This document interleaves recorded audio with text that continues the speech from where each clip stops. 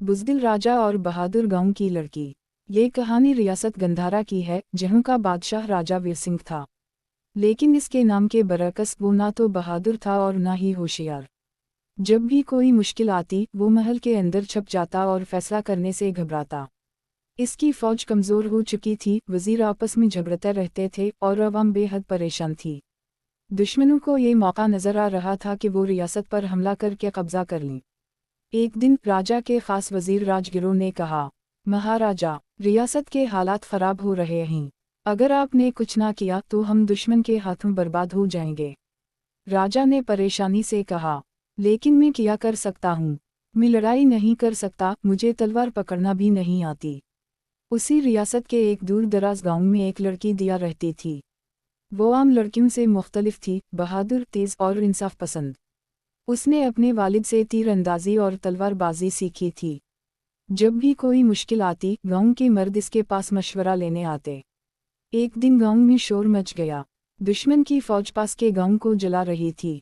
लोग डर के मारे भागने लगे, लेकिन दिया ने अपनी तलवार उठा ली और बोली, हम भागेंगे नहीं, हम लड़ेंगे। क्या दिया दुश्मनों का मुकाबला कर सकेगी? और क्या बुज़दिल राजा कभी बहादुर बन पाएगा? दिया के गांव में शोर बरपा था।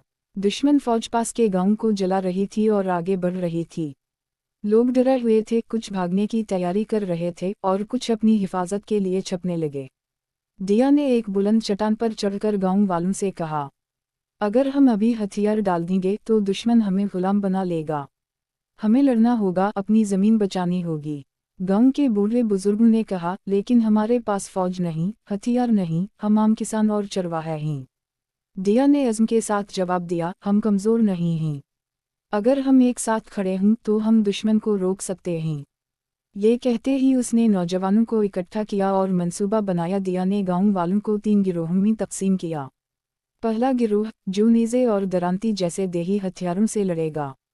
दूसरा गिरोह, जो औरतों और बच्चों को महफूज मकाम पर ले जाएगा।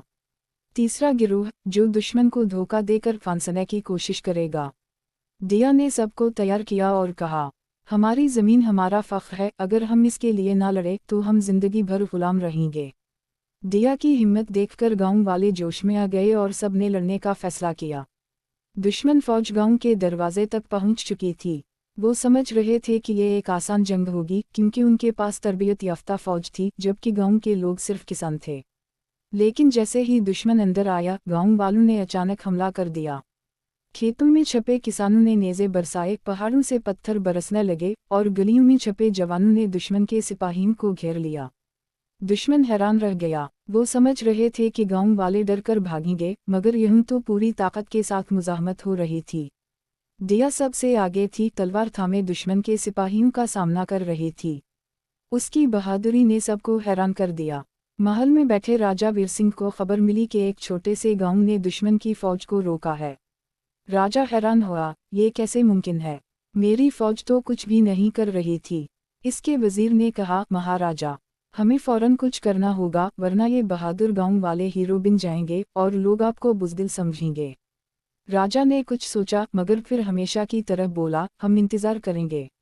अगर ये लड़की जीत गई तो अच्छा है, अगर हार गई तो हमें फिक्र करने की ज़रूरत नहीं। वजीर मायूस हो गया, ये बादशाह कभी हिम्मत नहीं करेगा। घंटों की जंग के बाद गांव वालों ने दुश्मन को भागने पर मजबूर कर दिया। ये एक नाकाबिल यकीन जीत थी। गांव के किसान, चरवाहे और ख़वातीन सब ने मिलकर अपनी ज़मीन बचा ली थी। दिया ने बुलंद आवाज़ में कहा, हमने जीत हासिल कर ली क्योंकि हमने एक दूसरे पर भरोसा रखा। पूरे गांव में खुशी मनाई जा रही थी, मगर दिया जानती थी कि ये जंग का खात्मा नहीं था, असल जंग अभी बाकी थी। अगले दिन दिया और गांव के कुछ लोग महल गए। इन्होंने दरबार में आकर ऐलान किया, हमने दुश्मन को शिकस्त दी, लेकिन राजा अपनी फौज के साथ महल में छुपा रहा। क्या ऐसा राजा हमारी रियासत की हिफाजत कर सकता है? ये सुनते ही पूरे दरबार में सरगोशियां शुरू हो गईं।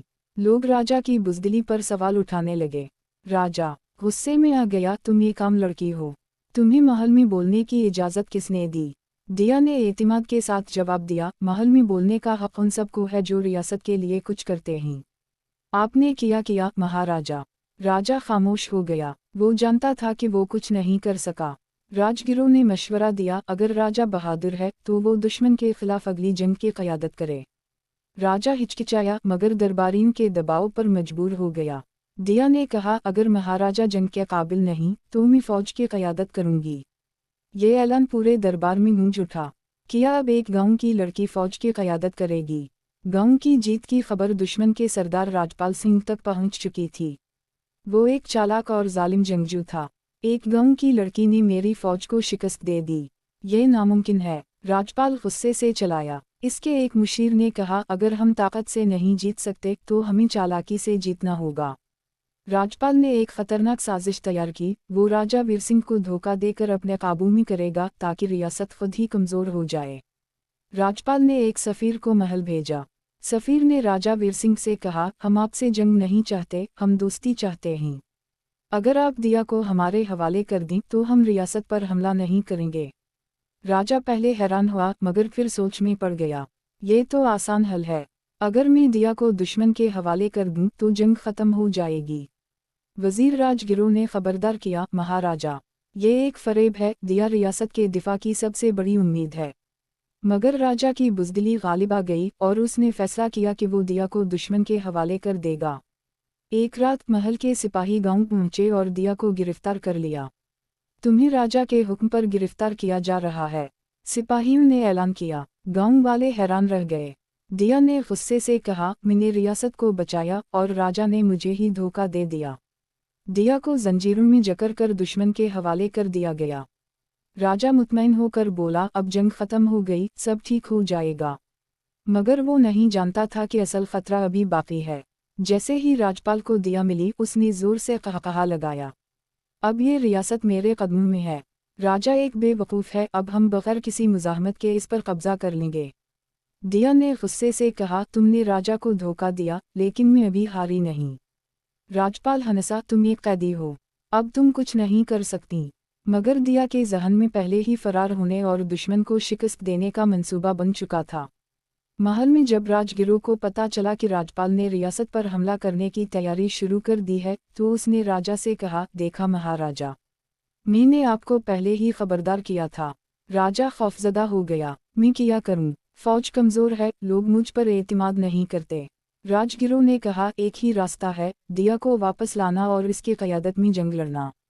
राजा को मजबूर होकर दिया को बचाने का फैसला करना पड़ा, मगर क्या वो वाकई बहादुरी दिखा सकेगा?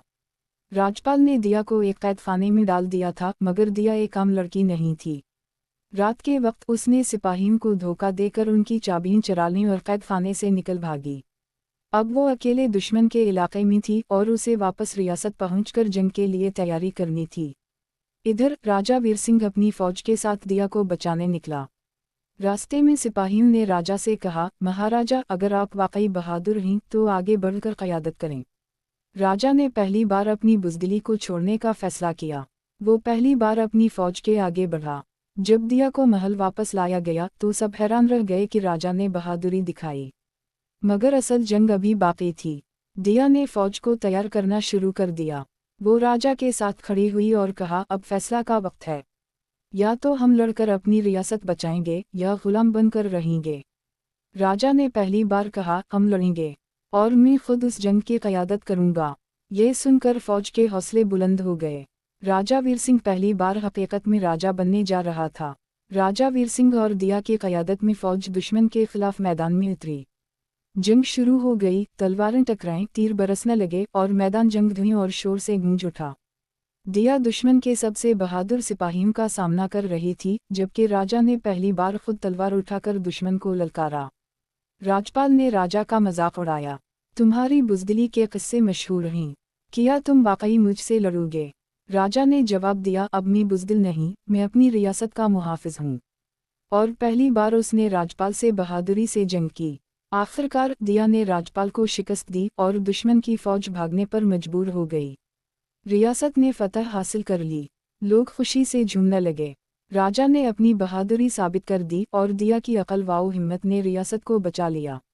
राजा ने ऐलान किया, ये फतह मेरी नहीं बल्कि रियासत के हर उस इंसान की है जो अपने हक के लिए खड़ा होता है। दिया के लिए ये सबसे बड़ी जीत थी। उसने साबित कर दिया कि बहादुरी मर्द या औरत की नहीं, दिल की होती है। ये कहानी हमें सिखाती